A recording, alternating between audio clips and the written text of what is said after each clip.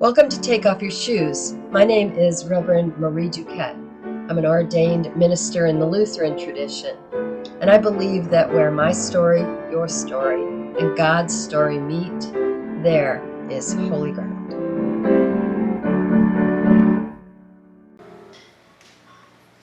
Gospel according to Luke, the 10th chapter. Glory to you, Lord. Can you all hear me in the back? Okay, I sound quiet to me. Now, as they went on their way, Jesus entered a certain village where a woman named Martha welcomed him into her home. She had a sister named Mary who sat at the Lord's feet and listened to what he was saying. But Martha was distracted by her many tasks. So she came to him and asked, "Lord, do you not care that my sister has left me to do all the work by myself? Tell her then to help me." But the Lord answered her, "Martha, Martha, you are worried and distracted by many things. There is need of only one thing. Mary has chosen the better part, which will not be taken from her." The Gospel of the Lord. Praise to you, O Christ. Please be seated.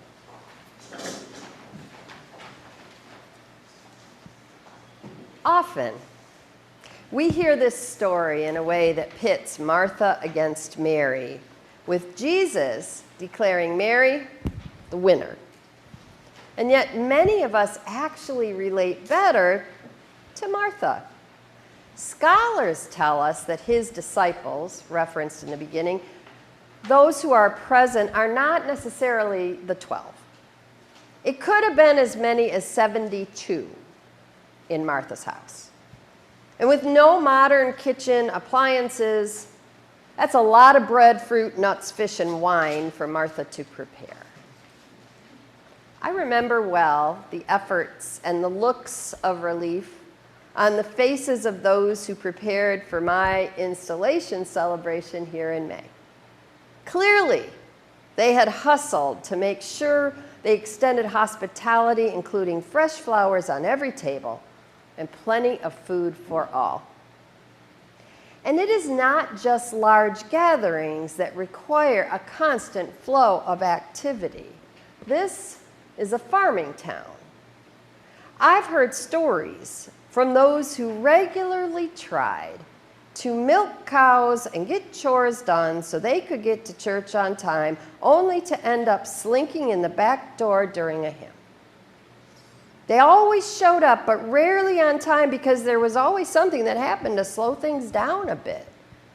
A neighbor stopping by to chat, a calf to deliver, vacuum pumps that stopped working, the milk tank driver arriving too early or too late. They could be rushing to unclog the silo unloader or have to charge the electric feeding cart, which was running low because they hadn't finished being able to charge it the night before.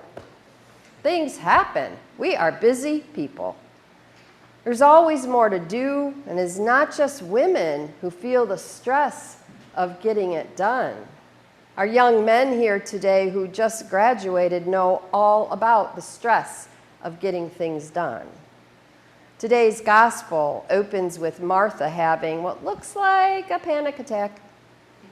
It is not one that we read about that is rooted in a chemical imbalance or disorder, though it might have been. But it is one that is evoked by the overwhelming expectations that she is facing as the host who is welcoming Jesus and his 72 people. She may well be on the verge of losing it. She is struggling, and it seems she feels abandoned in her struggle. And until we sympathize with the genuine challenge that Martha is facing, the internal chaos that she is experiencing, then we will only dumb down this story into Martha, Martha, as a condescending pat on the head. She's a wreck because she is trying to respond well to what Jesus has put before her. That's the kind of stormy anxiety that we have to identify with in Martha. I'm not saying that we have to become Martha in all of her angst before we can fully appreciate Mary's sitting. I am saying that we have to appreciate Martha's position before we critique her. And while it's easy to hear Jesus' words to Martha as criticism, maybe even scolding, he does not say that she is irrational or overly emotional. He says that he will not stop Mary from sitting and hearing. The issue is not between the contemplative listener and the ambitious host. It is about doing what is needed in this moment. Last week's gospel was about the Good Samaritan. Obviously, a moment when the passerby needed to act. Today's is about the better choice of sitting and listening. Context matters. So I want to be sure you hear me say that while this passage has been used to pit women against each other, that is a reading that overlays our judgment onto Martha and Mary, instead of digging deeper to hear the judgment that may well apply to us. Because if we judge Martha too harshly, she may abandon serving altogether. And if we commend Mary too profusely, she may just sit there forever. There's a time to go and do. There's a time to listen and reflect. Knowing which and when is a matter of spiritual discernment, and that's where we come in.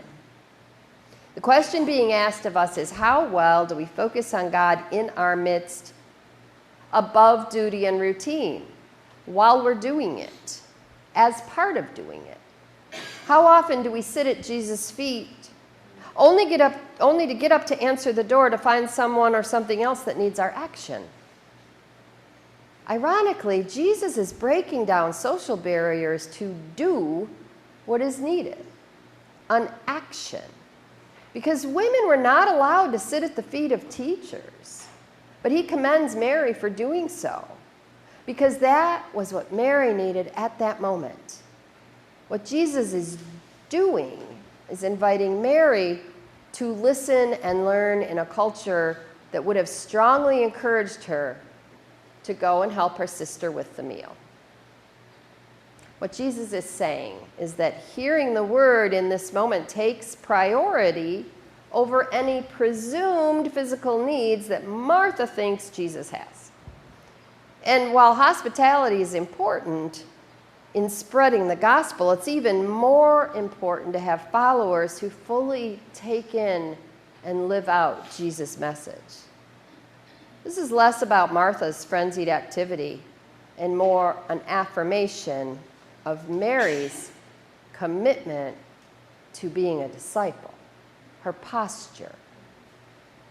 Faith is not about being the perfect host, which Martha kind of is. It's about being open to building relationship, which Mary is doing. This is a story that asks, how much are you willing to listen to God's voice, nudging you, encouraging you, and inviting you to not just welcome and help those you do not yet know, those who might be on the margins of society, but to allow yourself to be changed by those new relationships? Because doing whatever needs to be done without contemplating God's presence in our duties, it can make the doing harder. We may feel resentment, anxiety, overwhelm, just like Martha does. On the other hand, only thinking and contemplating, even when we are focused on God's word and all the ways we could apply it, can become an excuse to simply not get involved with the work of loving our neighbors. I don't do that. And there's one more dynamic at play here that is worth mentioning. Triangulation is the act of going to a third party about a second party. First person goes to the third party instead of going to the second party. Instead of going directly to the one you have an issue with. Humans are experts at triangulation, every last one of us. And church can be the perfect place to practice. Martha is not focused on being hospitable or serving. She's focused on what her sister is not doing. But she doesn't go to Mary about this. She triangulates with Jesus, who refuses to participate. Triangulation increases anxiety, and it rarely addresses the problem in a meaningful way. In fact, it usually makes things worse. Perhaps this is why Jesus shuts it down. I'm not saying that we should not address conflict, including issues of hurt feelings and resentment, disappointments, unrealistic plans. I am saying that when these things happen, we need to summon our courage and do what is often unnatural. Go to the person who can most resolve the problem with us. That is the person who has offended us. And sometimes that person is found in the mirror. When we make plans with others but then decide to do even more than we all agreed to do, the issue is rarely the others, it's often ourselves. Today, we are celebrating another fresh batch of graduates. And frankly, it's a bit of a heavy sermon to preach on such a happy occasion, you know? So I want to temper it by saying this. Taking time to prepare for a job, a class, an interaction with family or friends, by sitting quietly and remembering who you are, and deciding how you will honor those you meet and how you will honor the promises you have made to yourself, your goals, your ambitions, the things you said you would do. That's always a good idea. Doing that, taking that time is always a good idea. There will be plenty of things for you to do in the days and weeks and years to come. It will be easy to move from doing to doing to doing. And this is a sure recipe to make any anxiety, depression, or sense of failure much worse. Before you go into the world full throttle to do and do and do, practice sitting in silence to hear the voice of God. Make it second nature. Find or create a space for doing only this, for this too, maybe this especially, is a form of prayer, which is why world religions around the globe all do it. When you do this daily, it can become your superpower. It stops annoyance from becoming anger. It stops anxiety from becoming paralyzing fear. It can stop blame from distracting you from moving forward on your own path to discover God's invitation that can only be responded to by you. Unless you remember this story of Mary and Martha as Jesus telling a stressed woman to calm down. Remember the respect Jesus has for women. Model that respect. Jesus was brought into the world by a woman whose obedience changed everything. Jesus introduced himself at a well to a woman that society scorned. He defended Mary of Bethany as his true disciple, even though she was prohibited from studying under rabbis at the time. Jesus refused to condemn to death the woman caught in adultery. Jesus looked to women for financial and moral support, even after the male disciples abandoned him. When a woman scandalously anointed his feet with perfume, he said, "Wherever this gospel is preached throughout the world, what she has done will also be told in memory of her." Jesus engaged in a conversation with a Syrophoenician woman, and that engagement changed him. He talked theology with a Samaritan woman that most people would not even acknowledge. He healed a bleeding woman, and after his resurrection, he appeared first to women, even though their culture considered them unreliable witnesses. And he charged Mary Magdalene with the great responsibility of announcing the start of a new creation, of becoming the apostle to the apostles. Women and men, young adults on the thresholds of your future for which you have worked so hard. Children of all ages. Go into the world and do the work that you are called to do. And know this, God waits for you in the silence, ready to renew your strength so you can run and not grow weary. Walk and not grow faint, and rest in the presence of the God who will never leave you to face this world alone.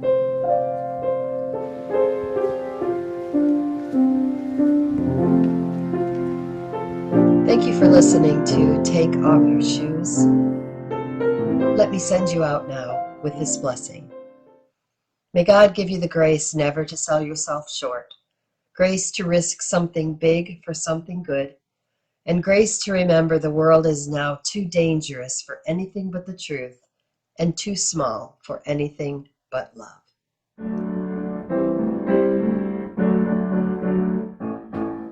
If you're still listening, she held your attention. Give her a thumbs up and subscribe. Watch the video on her YouTube channel. Search on YouTube for Take Off Your Shoes with Marie Duquette, Duquette.